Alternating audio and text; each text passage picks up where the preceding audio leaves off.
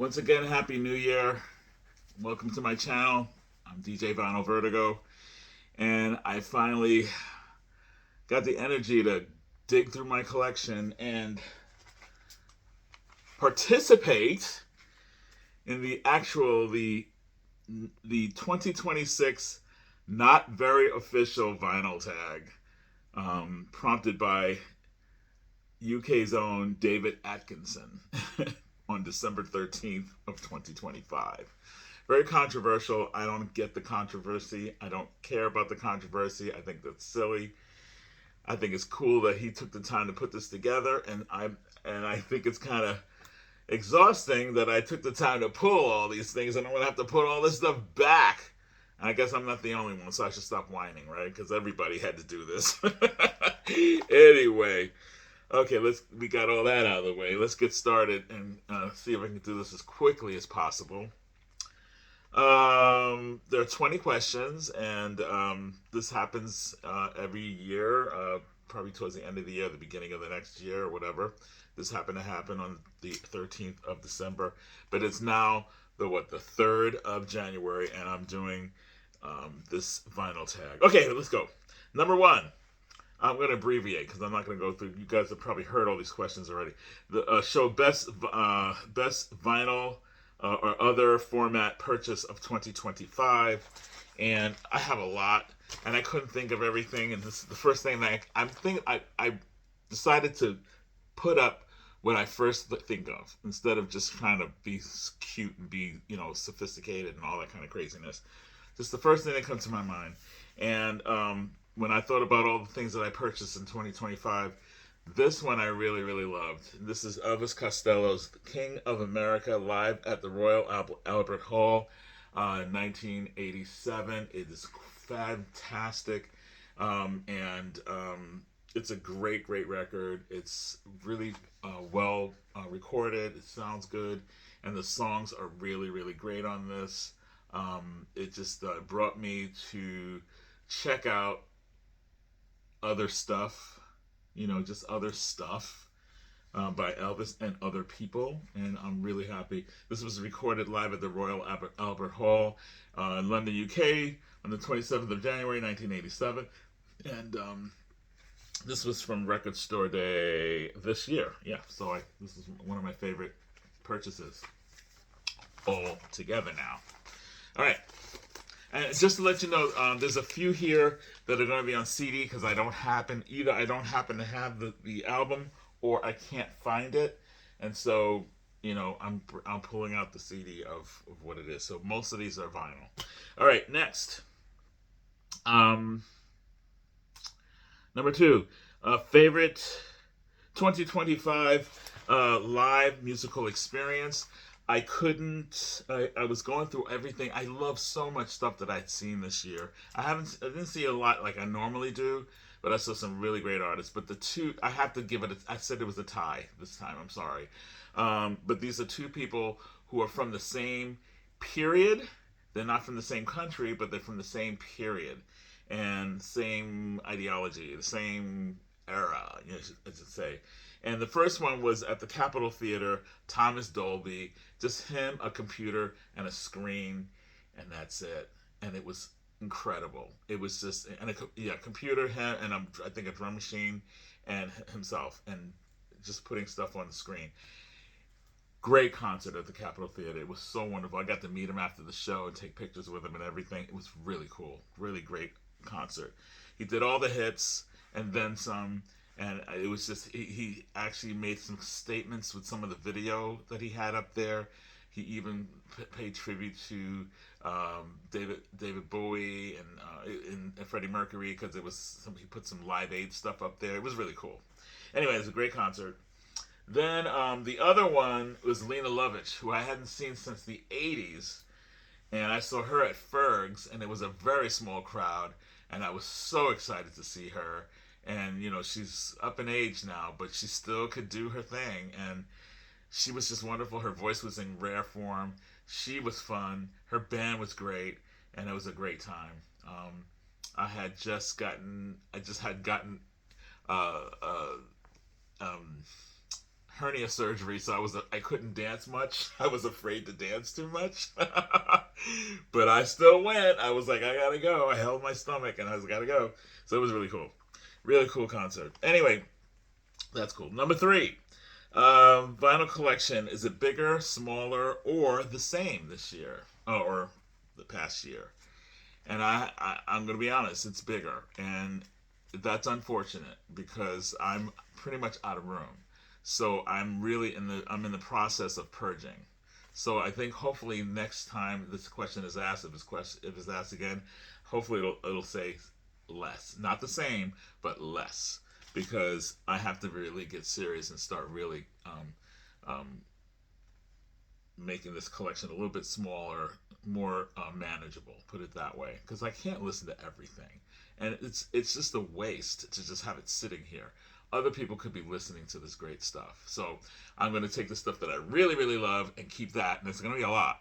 But there's going to be stuff that I'm like, I could part with this. I could part with that. I'm gonna do that. So anyway, that's the thing. That's the answer to that. So it's bigger. Um, you move into a new number four. Move into a new home. Play the record. Play a record turned up to 11 to announce your arrival. And I know I use this record a lot in a lot of my tags and a lot of my videos. It's one of my and I think it's because it has a sentimental value to me, and it's one of the first records that I actually I started to connect with music, I guess, in a deep way. Um, and that's Cal Jader's Several Shades of Jade. He's a vibraphonist extraordinaire. Did mostly Latin jazz kind of stuff, and he kind of pushed the Latin jazz movement in America. And this is on Verve. It's an early copy, it's an OG copy of this, and I just love it, love it, love it. I can't live without this record. This record will stay with me forever and ever.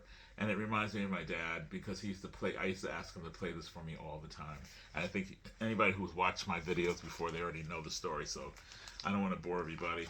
But that's the record that I would put on blast, especially the tune Borneo. Haha, the track Borneo. That's you'll know that I'm in the house. All right. Number five. Show two albums. Favorite male singer, favorite female. That's difficult because I have a lot. I have quite a bit, but I just had to hone it down to two that really influenced me as a vocalist. So that's how I'm looking at it. Um, and so that's it. Okay, male vocalist. It's Donny Hathaway, hands down. Donny Hathaway. I love Luther Vandross. I love Teddy Pendergrass. I love really great singers, but this guy, just Stevie Wonder is another one I love, but this guy is the one for me. And this is his in performance record. If you haven't seen this, if you've seen this in the bin somewhere, pick it up, take it home. It's incredible. I have two copies of this, and even though I knew I had a copy, I saw it in the bin. This one I saw in the bin, I had to get it. The cover was not that great, but the record's in good shape. And this has Young Gifted and Black, A Song for You, Nupo, You Love You More Than You Ever Know, a song that I have actually done at a gospel brunch called "We Need You Right Now," and it was a slam dunk. People were just blown away. People were in tears. It's such a gorgeous song, and "Sack Full of Dreams." So I had my moment of singing a Donny Hathaway tune, and it was just like it was a bucket list thing. And I was asked to do a gospel brunch, and I said I'm going to do a Donny Hathaway song on that. So, and this album is so good. Everything of his is so wonderful. So he doesn't have that much, but Donny Hathaway. Female, you know, right? You gotta know because if you know my channel at all, you know my series. It is Chaka Khan.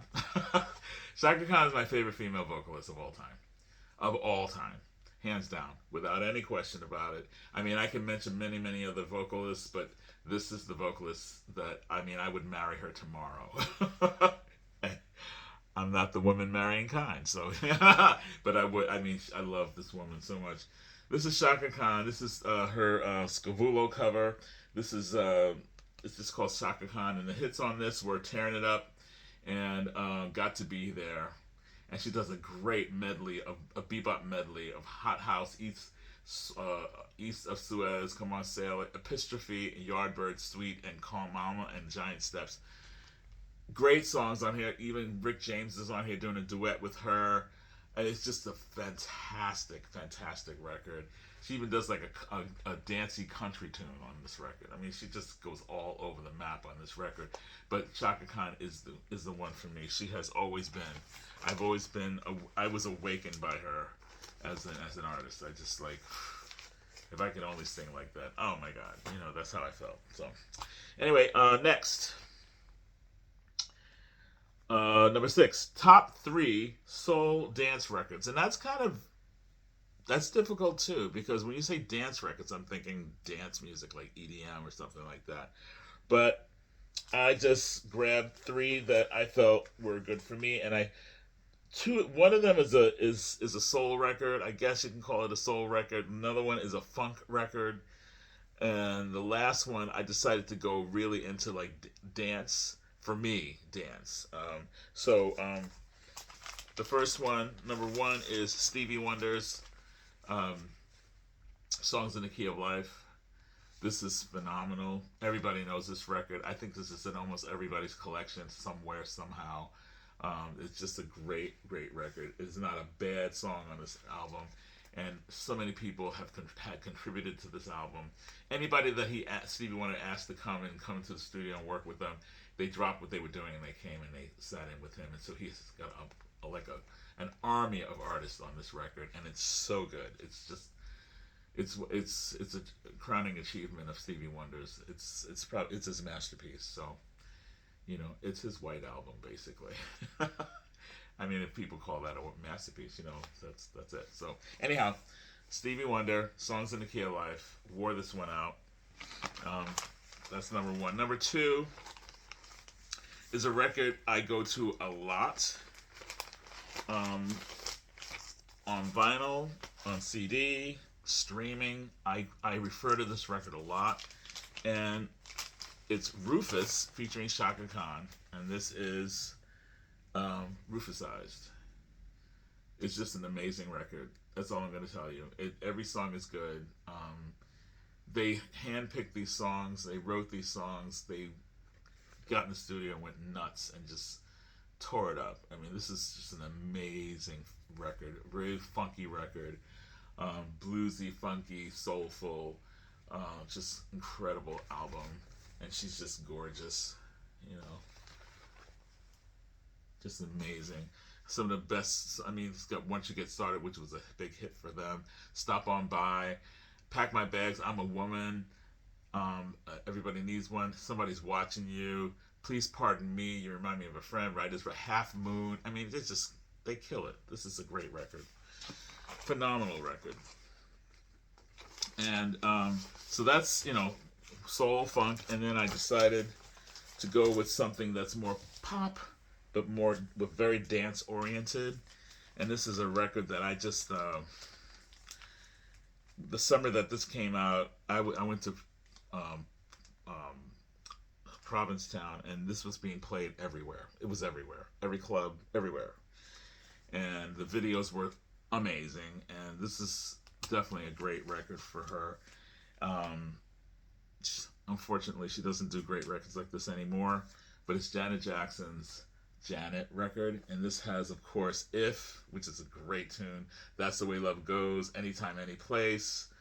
It has "Throb" on it. Oh, "Throb" is a great dance tune. It's just so many great songs. Like "You Want This" is on here. I mean, it's just incredible. This is a great record. It's a sexy record. It's her at her sexiest, and really experimenting with that whole sexuality type of thing. And it's a really, really good record. "Janet" by Janet Jackson. Okay, so that takes care of that.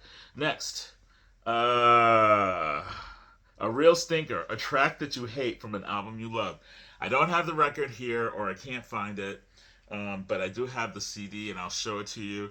This is the record that I love, Stevie Wonder, "Hotter Than July," right? And I know you're probably gonna go, "Oh my God," but I'm sorry. I'm not sorry. I'm not apologizing. I absolutely cannot stand. I don't know if I should record this because if Stevie ever heard this, he'd be really mad at me if I ever met him. I don't care. I still can't stand it. Master Blaster jamming. We're jamming into the break of day. Oh my god, I cannot stay. I don't like um faux reggae. I like real reggae. I like roots reggae. I don't like reggae pop. I don't like that. I can't stand when reggae goes pop. And this was a very pop reggae song. And I know he could have done a real rootsy version of that song, and he made it. It's almost like Chinese food in America as opposed to Chinese food in China. You know what I mean? It's like Americanized Chinese food is kind of like a whitewashed or a washed out, I should say washed, I don't want to say anything racial. A washed out version of, or Americanized version of Chinese food, because anybody from Asia or even, anybody from China or Japan or whatever. I went to Japan and the Chinese food in Japan was not like the Chinese food in America. Very different. Not the real deal here. You can get the real deal here, but most Chinese restaurants that most people go like takeout, that's not really Chinese food. So that's what I mean. That's not really reggae. Master Blaster. Don't ever play that song around me. Anyway, I will give you side eye. Next. God, I hope I'm not getting too controversial out there. Anyway, next, pick one album. That's not the point of this. The point of this is just to connect with everybody. So I'm trying to connect. Pick one album from each decade, basically. 1960s, Rubber Soul. This is an outstanding record. This is one of my favorite Beatles records. I'm not going to go over all the songs because anybody who's a Beatles fan knows the songs on this record. Don't have to go through it. But this fantastic record. I love the cover. I love everything about it. The music's great. The recording's great. The musicianship is great. The songs are great. It's a no-brainer. You can play that from cover to cover, and you keep flipping it over and over again. It's just a fun record to play. 1970s. I know I've got the Stevie Wonder thing going on, but this is a classic. This is a concept album. This is an album that, from beginning to end, on each side, the songs they kind of meld in one into the other. There's no break. The music just changes and the next song is on. The music changes and the next song is on. So it's a very conceptual record. There's no silences in between the songs, and it's really cool. Now you can, it does stop. But it doesn't. There's no.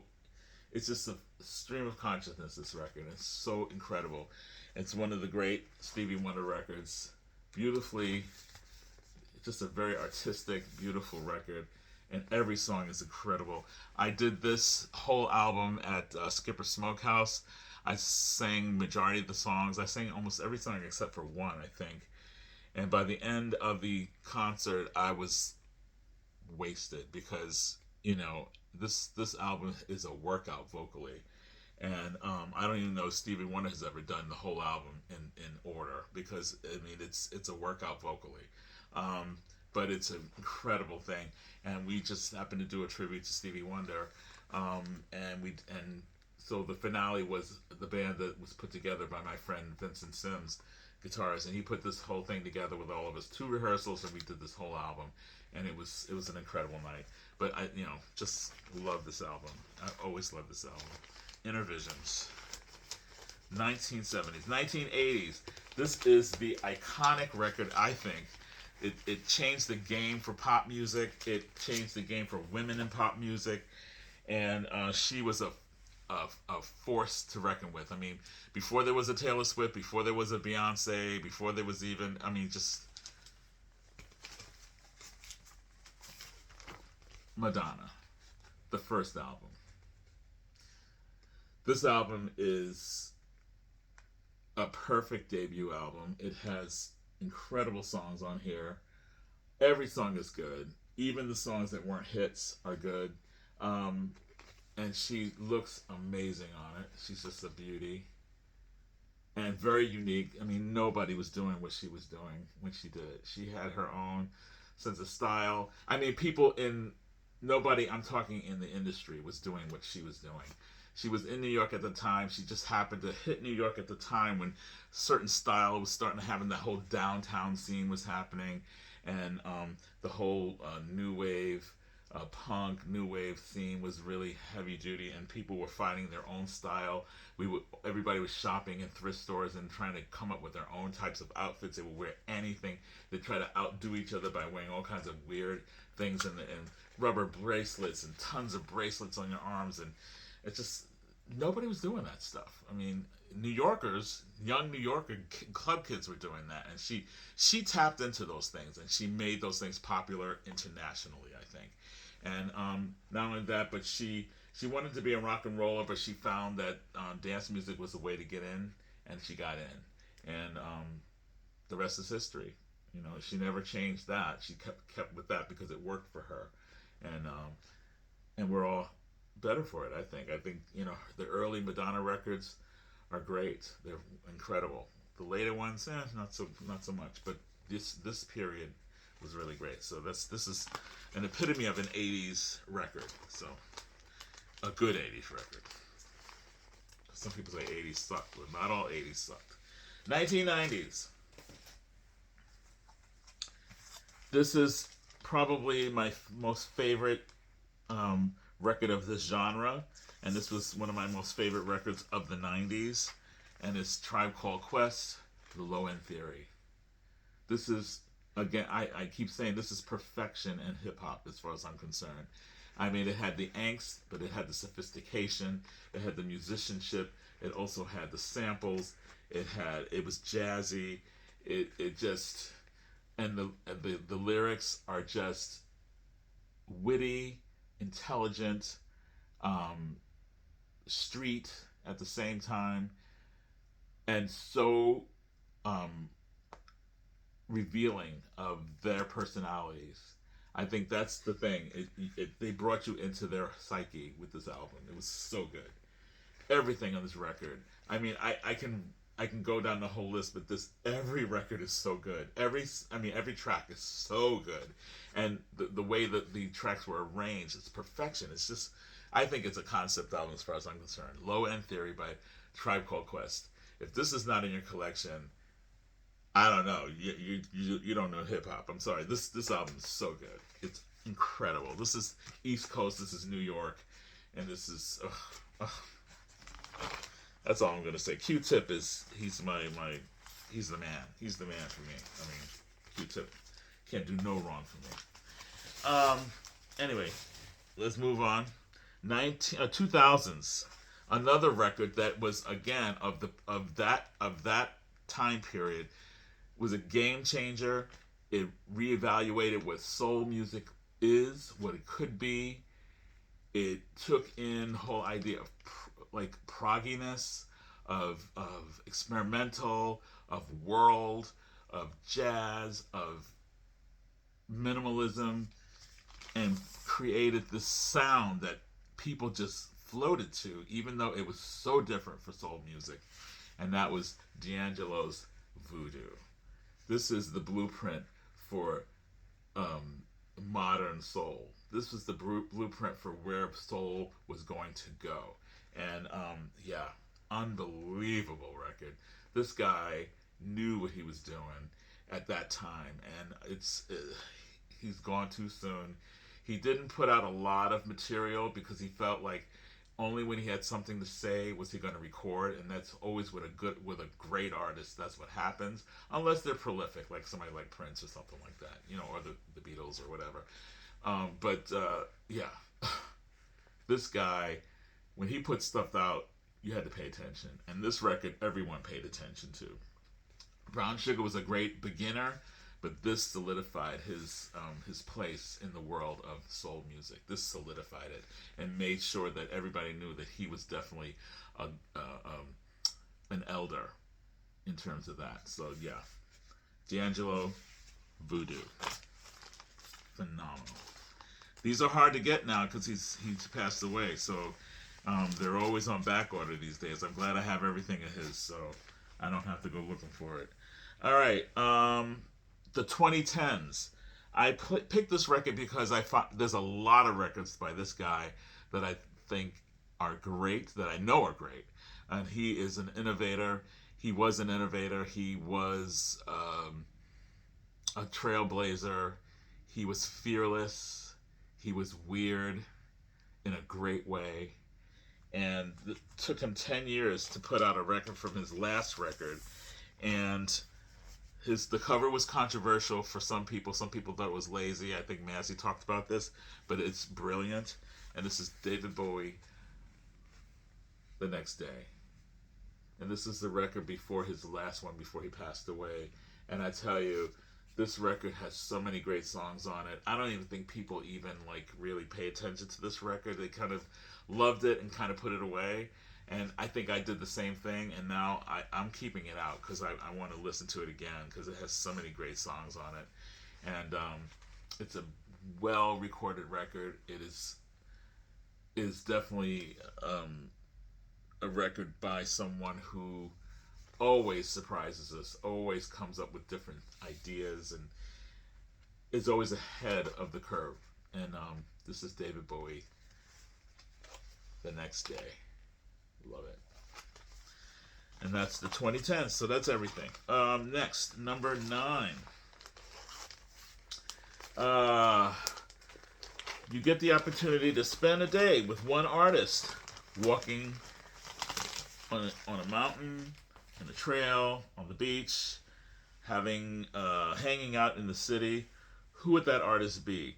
Well, my first thought was Quincy Jones. That's the first thing that happened that I thought about. And I said, yes, I would, but I think the one that I would really, really love to, and I've met him before, but I would really like to hang out with him, is John Lennon. Because John Lennon is my favorite Beatle. I love all the Beatles, but John Lennon, I just, have this, I don't know, I have this mental connection with him. I mean, I just remember that I just loved his solo work. I loved his humor. I love his audaciousness. I also appreciated the fact that he was flawed. He was not a perfect person. And by any means, and who is, but I think he knew he wasn't perfect, and that's what I liked about him. And he became a New Yorker, I'm from New York, so he became a New Yorker, and I loved that too. The fact that one of the Beatles decided to make my home his home, and that was really cool. And I got to meet him. I got to groom one of his cats and everything, and that was really cool. And he was a really nice man.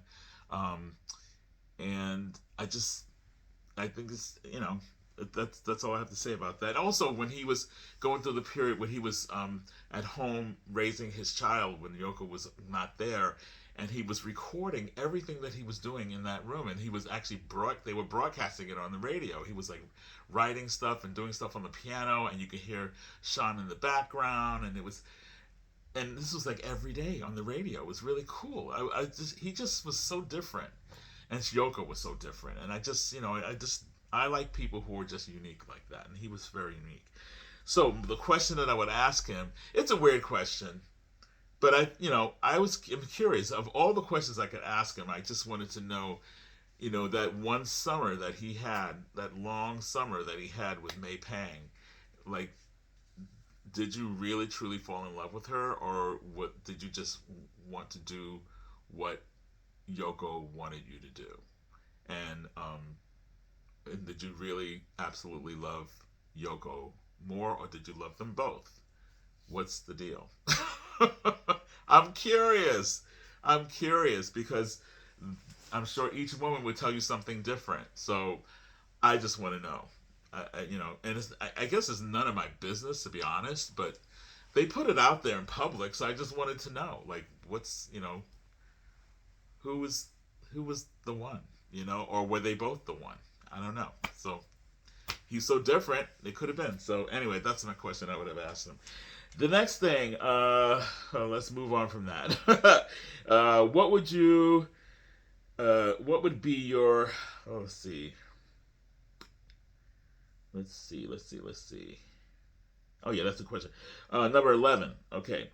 Uh, the record that contains a track. No, no, no. What did I do here? I did something wrong here. Oh no, I see. I see there. I'm sorry. I'm sorry. Here we go. I got a little confused. A record that contains a track that would bring a tear to your eyes. There's no question about it. There's quite a few songs that really get to me. The DJ Rogers does a song called Beulah Jean that just brings me to tears. Um, there's The Beginning of My End by the Olympics, I think it was, back in the 60s. That's a tragic ballad that just, when I was a little kid, used to get me all lumpy in my throat. But this song on this record called Come On, Come On by Sheryl Crow, I don't have the album. Here you go. There's a song called Safe and Sound. And it it always got me. That song just always got me. It has beautiful lyrics. It's not, I don't believe it's about death, but it brought up ideas of death to me, people leaving me in this world, like people transitioning to another, leaving me, my mother, my father, my sister, close friends of mine, my best friend, all that kind of stuff. Maybe this is forever, forever fades away. Life, like a rocket ascending into space. Could you not be sad? Could you not break down? After all, I won't let go until you're safe and sound. Until you're safe and sound. I'm getting emotional just thinking about it, and I'm thinking of them, transitioning, and now they are safe and sound. They've been through pain. They've been through disease. They've been through old age. They've been through whatever, and now they're at peace, safe and sound. That's how I. Sorry. That's what I feel about it. And anytime anybody has in my life has passed on, I play this album and I listen to that particular song, and it just gets me every time, and it helps me to process. So that's one of those songs that just, Sheryl Crow, gotta love her. That's a great song, Safe and Sound. For me, that's it. That's the one. Next, let's move on because I don't want to be crying on this video. uh, and I'm not a heartless bastard, clearly. Number 12. Show 3 albums from artists that you've tried and tried to love, but but question why you bother. And it's not the artist; it's the album. And the one this one by Coldplay, called "Music of the Spheres." It's a decent record. The first side to me is, for the most part, is terrible, just terrible, over the top, overproduced, pointless. Ugh, don't like it. The second side is so much better. The end of the first side is pretty good. The second side is so much better. And several times I wanted to sell this, but every time I listen to side two, I go, okay, I'll keep it. It's one of those things. So I'm not totally in love with this record, and I love Coldplay. I love their albums. I don't know if I go see them. I think they're very too theatrical for me. I don't like too much theatrics in my concerts. I like music. I want to see people play music and sing, and a little dancing is okay, but all these pyrotechnics and moving things, that's for Broadway. I don't want Broadway in my concerts, so that's just me. Okay, so anyway, but yeah, they do great albums, but this one is not a great album. Okay, the next one is what is it? Is that it? Oh, right. The next one is "Let the Music Play" by Barry White. I love the song "Let the Music Play," but I like nothing else on this album. And this has been in my to-go box for a long time. I keep, every time I get ready to sell it, I take it out and I keep it because I love the song "Let the Music Play." But then I listen to it and I go, oh, I gotta get rid of it. So I think I'm just gonna get rid of it. I've had enough. I love that song, but I don't like anything else on this record. I think it's not so great. So anyway, so that's that. And then finally, I could listen to just about any Elvis Costello album you could put in front of me. And it's not that this is a bad record. I don't believe this is a bad record. I actually believe it probably is a very good record. I can't connect with it. I don't know why. So I'm not saying it's a bad record. I can't connect with it. North. It's a very quiet record. It's almost too quiet for me. And the songs kind of sound the same. And I didn't think he was going through a period where he was like really in love and everything, and that's cool, and I get that. But I just Elvis Costello North. I don't. Most people don't talk about this record, and I've actually talked to other people who have said the same thing. I can't connect with this record. I can't emotionally get involved with this record. I don't know why. I just can't. But I have it because I'm a completionist with Elvis, so I will not get rid of it. But I will never buy that on vinyl because I won't play it. So there's no point. There's no point. I have it on CD. That's enough for me. All right, next, number 13. Show an album from an artist whose character disappoints you, or can you separate the artist from the art? And most of the time I can separate the artist from the art, but I still think about what they are like. And, there's people like Stan Campbell that it just upsets me how he did some stuff that I don't like, but I mean, I understand he had mental issues. Um, I've heard stories about Prince. I don't know, but I don't know, But I do know about Lou Rawls and Miles Davis and stuff like that. But I was able to separate the art from the artist, and I understand. I don't condone their behavior, but I understand where it comes from, and that's a whole other video. But this guy, I don't know his backstory, but I love his work. But I think he's the biggest wanker out there, and it's Van Morrison. What a jerk! What a talented jerk! What an amazingly talented jerk! But he's such a wanker. He's not a nice guy, from what I understand. He's pretty selfish.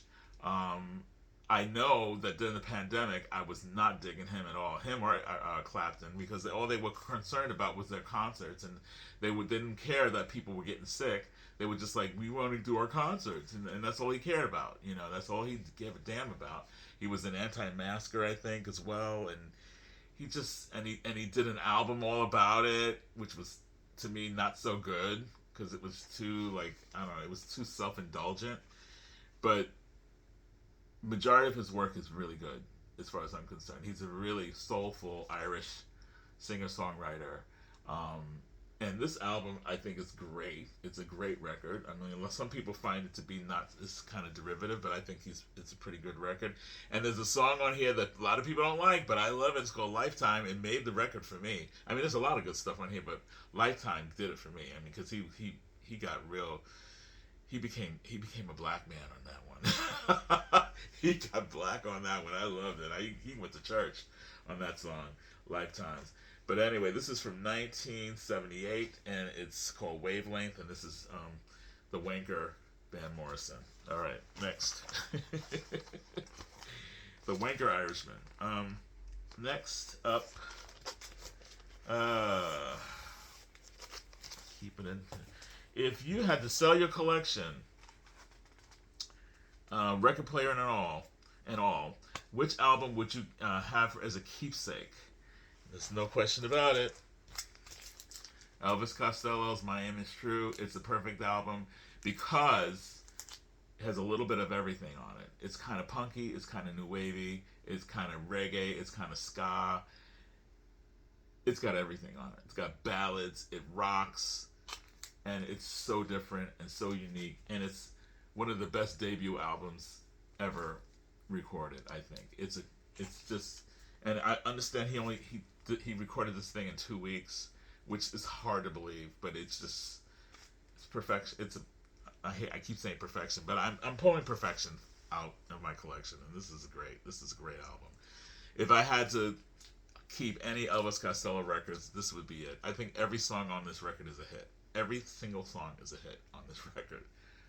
Who does that? You know what I mean? Incredible. My Aim Is True.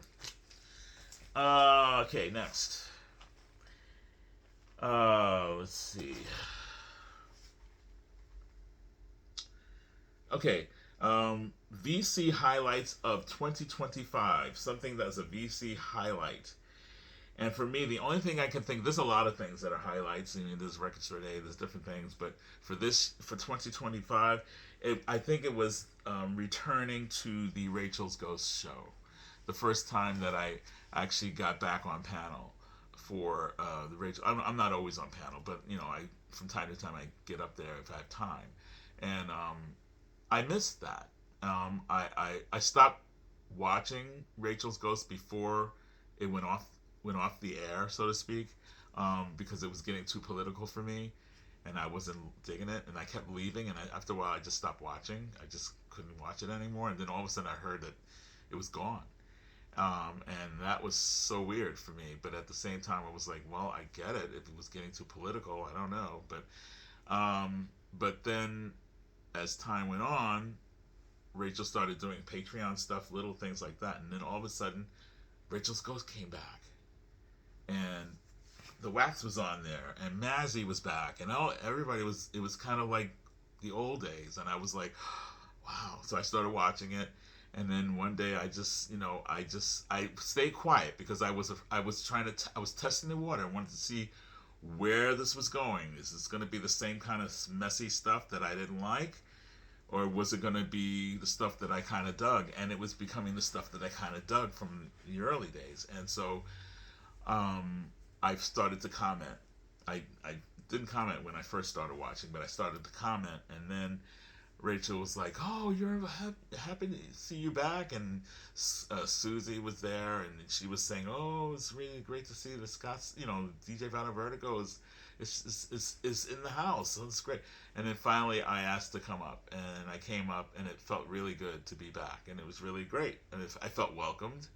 And because I was very honest about it, I don't think it was a secret for Rachel and Susie that I was not happy with how the show was going, and I wasn't digging that energy, But I like the energy that is there now. It's crazy, it gets rough, it gets wild, But that's the show, and I can accept that, and it gets a little political here or there, and that's okay. But when it as long as it doesn't get too heavily into that, I'm cool with the show, and so I'm glad that it's back, and I'm glad to be, kind of like a secondary character. I'm not a main character on the Rachel's Ghost show, but I'm a secondary kind of character there, and that's cool. I really enjoy being back. So that was the high point for me for this year, is to see that come back and be able to come back on the show.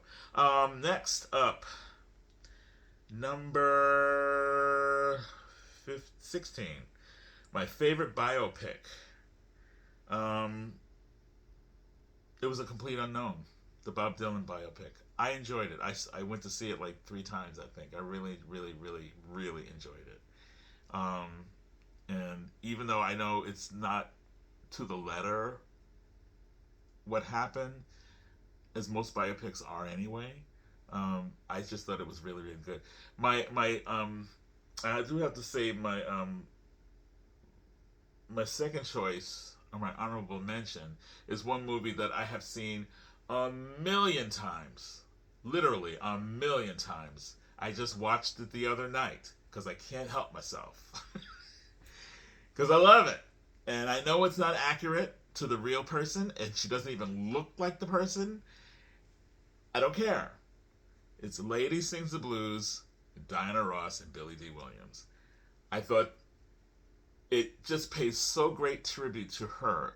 It doesn't tell all the ugliness. It does tell some of the ugliness. It's not as ugly as the real story is, but it's inspiring to see this woman come from rags to riches.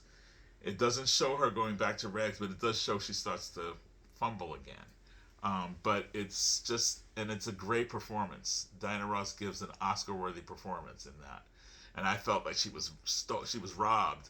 I mean, I'm not taking anything away from Liza Minnelli, but Cicely Tyson and Sounder, Diana Ross and the Lady Sing the Blues, and then you had Liza Minnelli doing Cabaret, which I think was an important film talking about the whole Nazi period and all that kind of stuff. But it's a musical, for God's sakes. Diana Ross was playing an addict jazz singer, a singer who was addicted to heroin, and Cicely Tyson was playing a recently freed slave. I mean, it's just, and her husband was away and gone, and she was trying to hold her family together, and he comes back, and the power of those two films, and I know the power of the Cabaret, but again, I just thought it's going to either be Cicely Tyson or Diana Ross, and it was neither. It was Liza Minnelli, and I was just like, I didn't get that. Anyway, that has nothing to do with this at all, but that was my secondary. Next, um, 3 reasons why jazz matters. Okay, one reason is it's an American institution. It's not. It's our version of classical music, basically. I mean, it came from America, and it's something that it was created in America, basically. It germinated here, and so it's kind of Americans' version of European classical music. You know what I mean? Like that's how I look at it. It's one of our exports. Um, Number two, it's inspirational. It has inspired so many genres of music: pop music, rock and roll, even blues, um, and actually blues was always existing, but it also it inspired blues to grow and to be interesting, and dance music. I mean, you have dance music that has a lot of horns and has a lot of jazz in it. Hip hop. There's a lot of artists in hip hop have used samples from jazz records, have actually used jazz artists.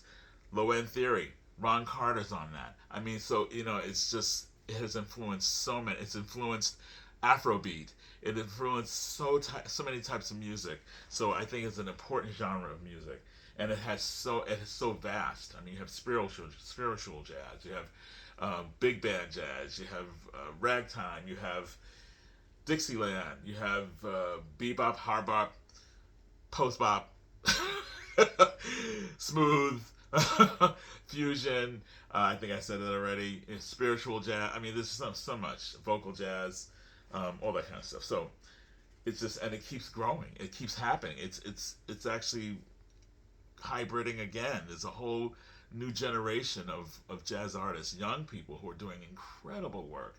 And so jazz is always inspired and always inspiration. Number three, it originally comes from the black American experience, and I take that to heart because it's something to be proud of as an African American, to know that African Americans were the ones who really kind of I mean, all American musicians who were in jazz from all different backgrounds and all races made great contributions to the art, to the genre. But the origins. I mean, Louis Armstrong and people like that. Jelly Roll and Bechet and all these people. They're the ones that really brought this to the brought this. They didn't bring it to the masses because of course they needed Glenn Miller. They needed just like rock and roll needed an Elvis, they needed a Glenn Miller, but they had Ellington. You know what I'm saying? So I mean, I just feel like it's just something to be proud of as an American, and specifically as an African American, to know that this genre of music is something that America can show and say, this is what we have to offer in the arts. This is unique to America. Although everyone is doing it now. I mean, all over the world, there's great jazz artists from everywhere.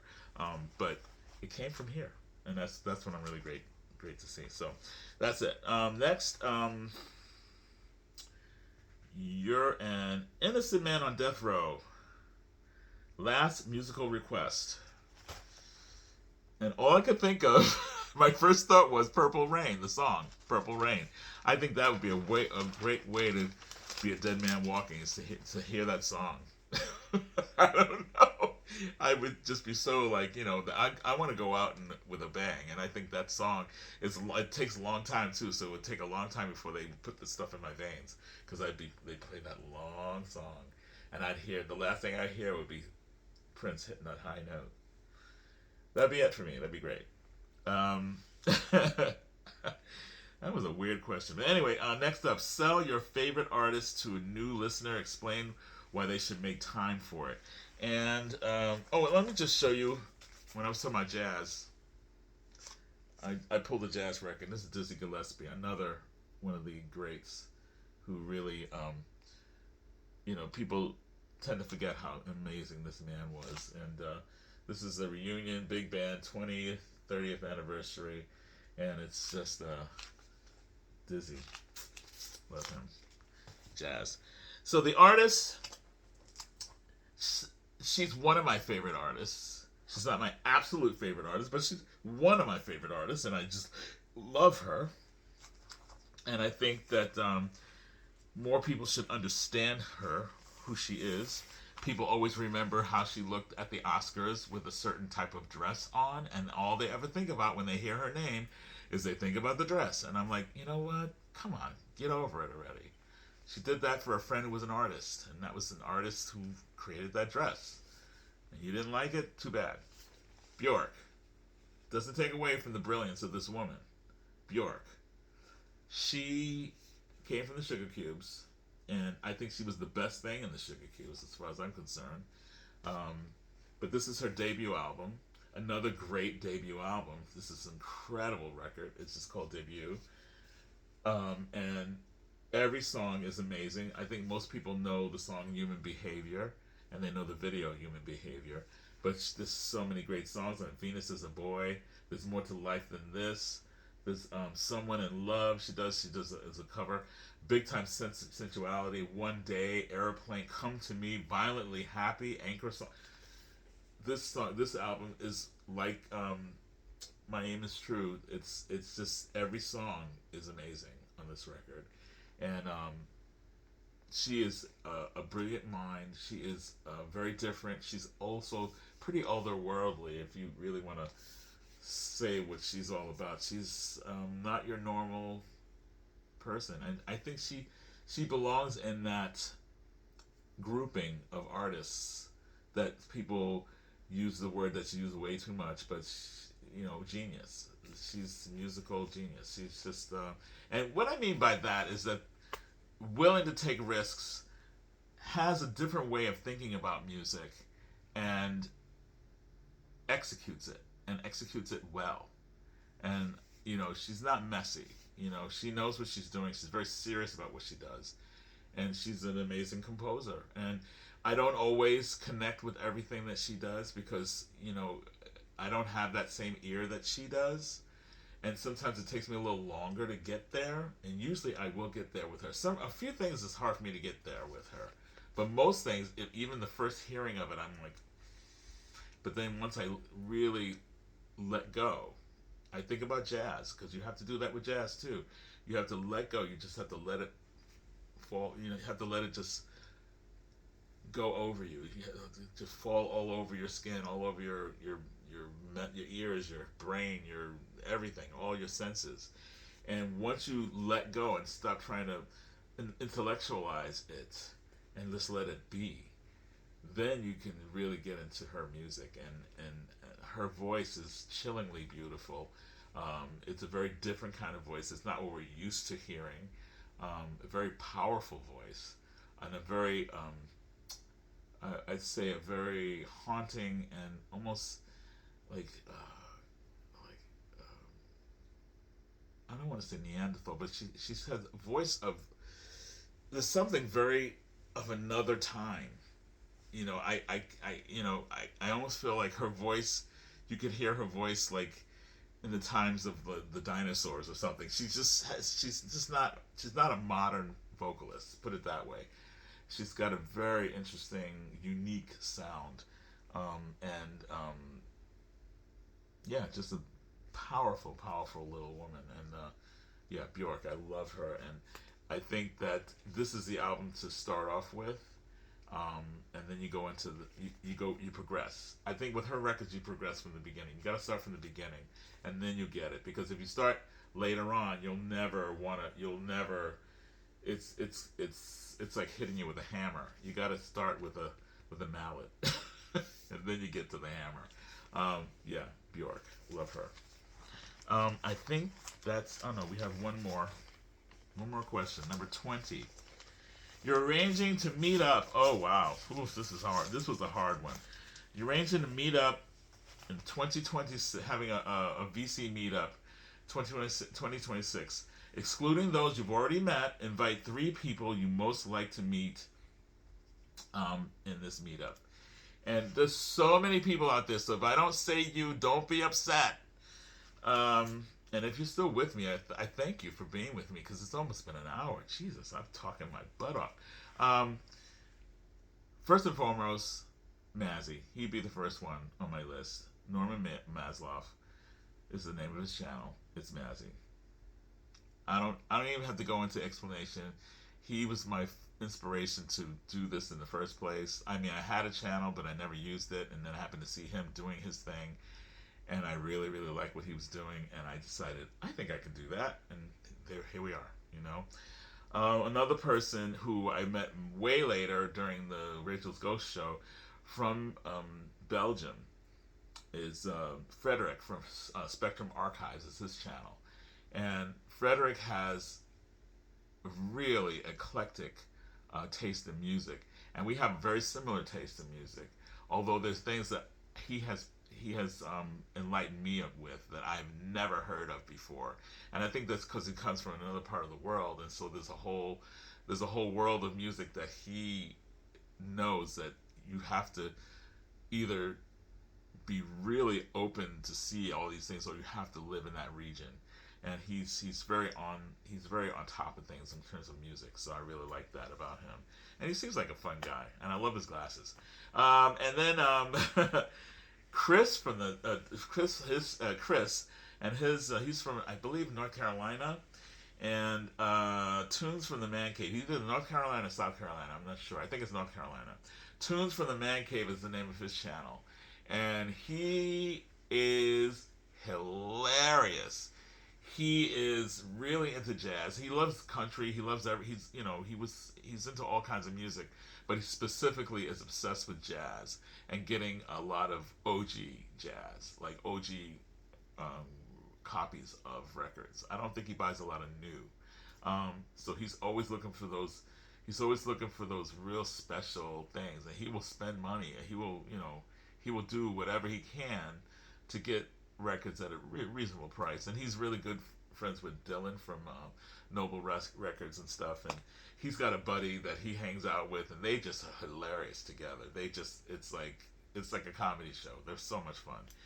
And I just love how he gets really into jazz, and he's very, very focused, and he has these words that he says, like he goes, "This is splat out. This is great."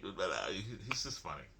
You got to check him out. Tunes from a Man Cave is the name of his channel, and those are the three people that I would most like to meet. But there's so many other people, and you know who you are. You know who you are that I like to meet in person. Brian and Embryonic and all these other guys, all these guys and ladies and Melinda. There's so many people, but those are the three that that first came to my mind. So don't take it personally because I wasn't on everybody's list. So there you go.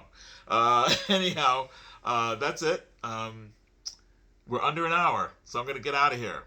That was the 2026 Vinyl Tag from DJ Vinyl Vertigo, answering the questions from David Atkinson. And that's it. Keep listening to great music. I'm going to get out of here because I don't want it to be 60 minutes. Bye. Take care. Happy New Year.